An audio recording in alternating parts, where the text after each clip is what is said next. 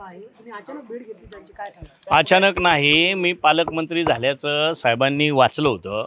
साहेबांनी मला फोन केला होता आणि साहेब मी पालकमंत्री झालो म्हणून नाही, साहेबांचे माझे 2004 सालापासून जे संबंध आहेत आणि त्यांनी मला खूप चांगल्या पद्धतीचं सहकार्य आणि मार्गदर्शन केलं आहे.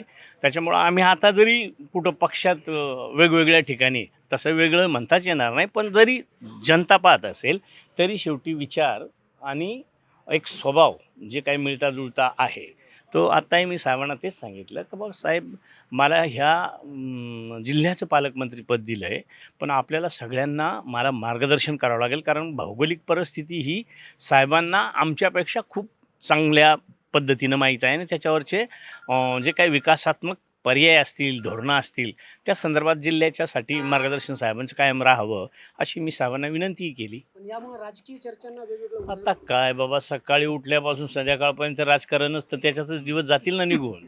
त्याच्यापेक्षा आता आपण डोळे पुसून काम करायचं. त्याच्यासाठी पुढाकार काय असेल सर?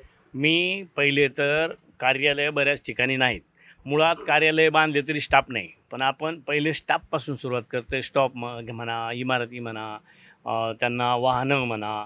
आज महाराष्ट्रात 3च लॅब आहेत, बाकीच्या आपण खाजगी लॅबमध्ये टेस्ट करतो. म्हणून प्रत्येक विभाग वाईज एक तरी लॅब असावी का 6 लॅब आपल्या स्वतःच्या असाव्यात, असं माझं नव्यानं प्लॅनिंग सुरू केलेलं आहे. जाळपोळण हे लय किरकोळ गोष्टी झालेल्या आहेत प्रत्येकाला, कारण शेवटी असं आहे, हा एवढा मोठा राज्याचा गाडा चालवताना तिघांमध्ये चालवायचा, तर कुठंतरी प्लस मायनस हे होत असतं.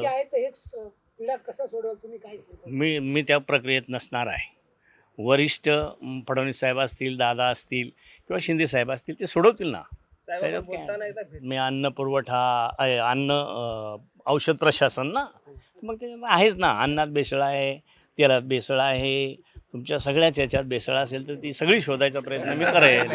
पलीकडची जी महाराष्ट्राची संस्कृती आहे ती आपण दाखवून दिली, मग ती संस्कृतीत आहे का वेगळं काही समीकरण असणार आहे?